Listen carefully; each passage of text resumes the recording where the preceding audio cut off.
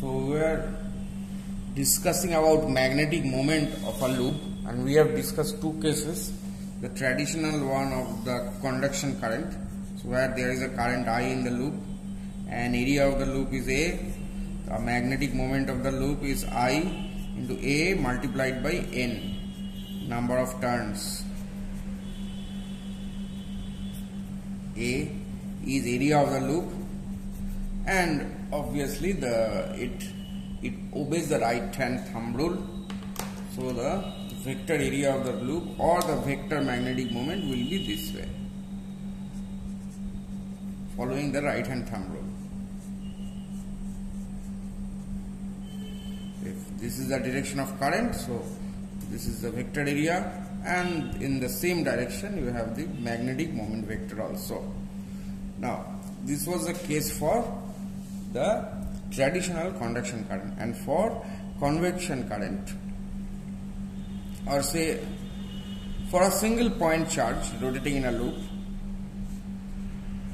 we had also derived magnetic moment as, so equivalently, see if it moves in a circle of radius r, so the current is q multiplied by the frequency, so the angular speed by 2 pi multiplied by pi r square, so q omega r square by 2, right?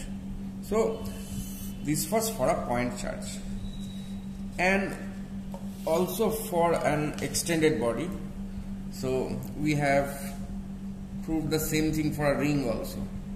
So for a ring having total charge q, radius r, angular speed omega, the magnetic moment of the loop of the ring is how much? So for the ring also it's q omega by 2 pi multiplied by pi r square, so q omega r square by 2. Next we will calculate that for a loop. So to calculate magnetic moment, okay, what did I say, for a disc? Yeah, we will calculate magnetic moment of a disc of charge q, uniform charge density, uniform surface charge density, rotating about its own axis,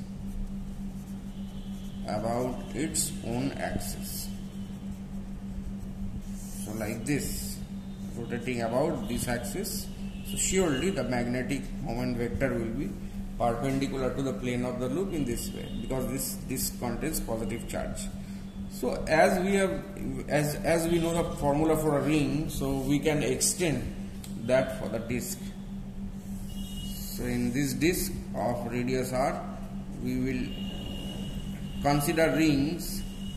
Say suppose this ring has thickness dr and radius r, so m, total m magnetic moment is summation of magnetic moment of this ring. So for this ring it is how much?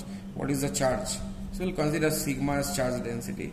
Sigma is q by pi r square, so sigma 2 pi r dr, charge into angular speed, that is given, angular speed should be given, into r square by 2. Just you have to add these terms, so you will get this 2 pi omega by 2 sigma is q by pi r square into r cube dr, means r to the power 4 by 4, so this will cancel, you get 2, so m equal to q omega r square by 4 for a ring. Sorry, this is for a solid disc. Similarly, you can use the result of a ring to calculate magnetic moment of a charged solid sphere, a charged spherical shell, like this. Okay. So apart from this integration method, I will show you one more method. For a point charge, for a point charge q rotating in a circle of radius r. Circle of radius r at angular velocity omega. It can be shown that, it can be proved that the ratio of the magnetic moment,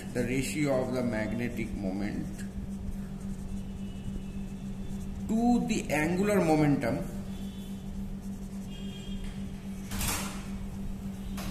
is a constant, so equal to charge by twice of mass. Right. Where here is m is the mass of the particle, mass of the charged particle. This is an important one. This is valid for a point charge, and similarly we will show that as it is valid for a point charge, it will be valid for an extended charge body also with uniform charge density, obviously. Okay. So there it is, simple one to prove.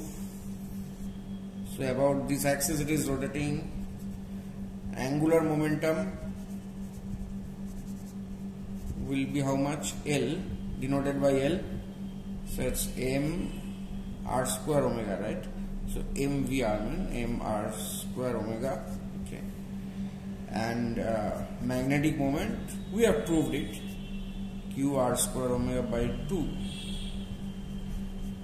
So magnetic moment by angular momentum, as mentioned here, magnetic moment to angular momentum is equal to, here you see it's, if you divide you get q by 2m.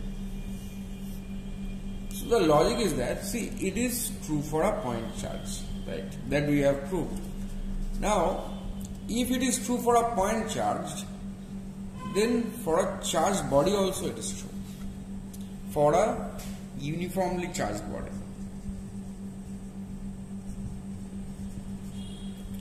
For a body uniformly charged. Obviously, it should be a non-conductor.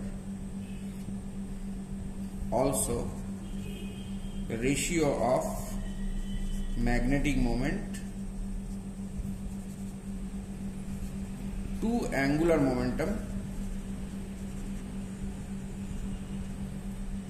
is a constant, is equal to q by 2m,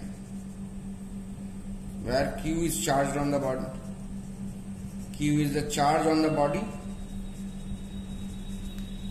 and m is its mass. This is known as the gyromagnetic ratio or gyromagnetic ratio, this ratio q by 2m. Okay, so let us go ahead, say this is the axis of rotation, angular velocity of omega this way. Now we consider the, say this one is the extended body. You pick up any charge here, dq. Now this is having mass dm. So for this angular momentum, for this charge dq, for charge dq at this magnetic moment,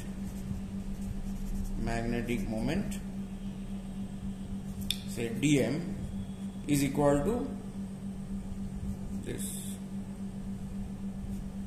dq by 2d small m is the mass, capital M is the magnetic moment, into its angular momentum.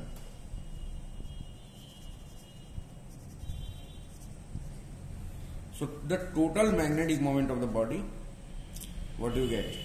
See, dq by dm, that means the charge by mass, if it is constant. That is why I told that uniformly charged body. So this charge by mass, see, if you put dq by dm or this whole charge q by the whole mass m, it means the same thing. So we can replace it by q by 2m into its total angular momentum. angular momentum of the body, and this was angular momentum of the charge dq.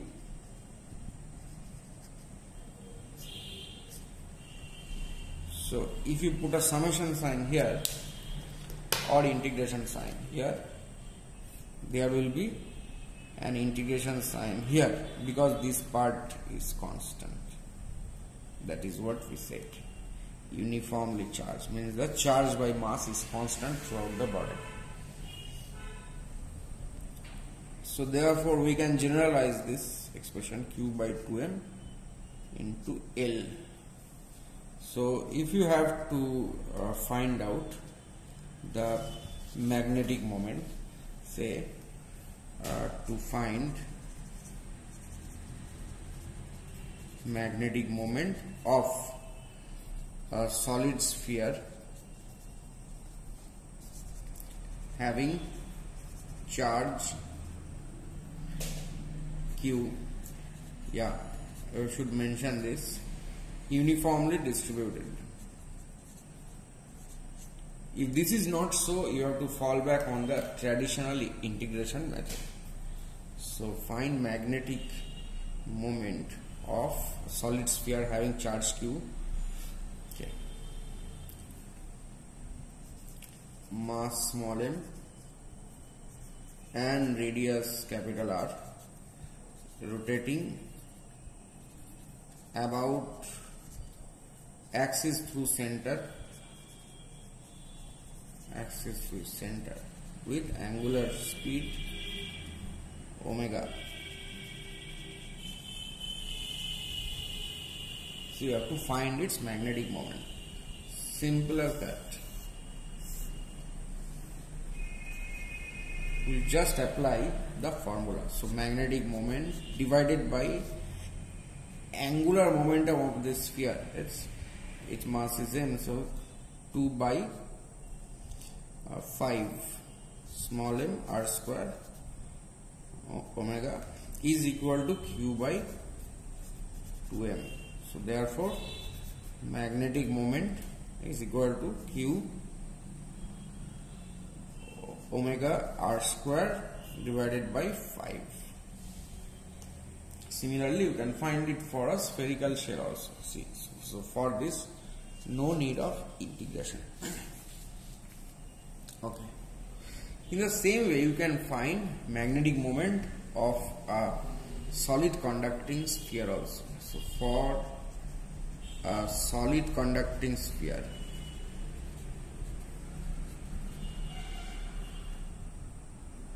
having charge Q and radius R, angular velocity omega, about axis through center, find the magnetic moment, find its magnetic moment.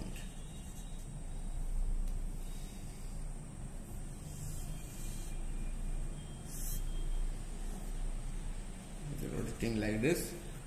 Now see, the chargeless mass does not contribute to magnetic moment.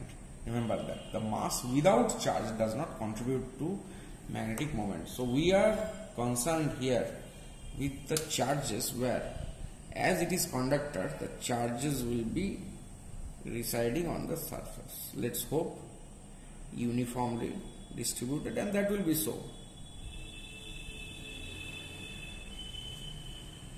So there are the charges. So the total charge resides on the surface. So to calculate magnetic moment, do you at all have to consider this mass? No, it is not required at all. Because see, whatever, see, it's like a piece of wood rotating, you have to calculate its magnetic moment. There is no charge on the wood, so it will be 0. So the matter or the mass which does not have any charge does have no contribution towards magnetic moment. So when you apply that formula, use that logic that charge by mass, at least the mass should have charge. So we will calculate the magnetic moment for a spherical shell, and that will serve our purpose. So for a spherical shell, this magnetic moment by, and suppose this mass of the charge on surface be m. See, anyway, you can consider the mass of this charge on the surface to be m. See, anyway the mass does not matter, right? The mass will cancel on both sides. So m by L, it's 2/3 mr square omega is equal to q by 2m. So I have considered the mass of the charge on the surface to be m, so that will be cancelled anyway. So here the magnetic moment is q omega r square by 3. Now this will be the same result for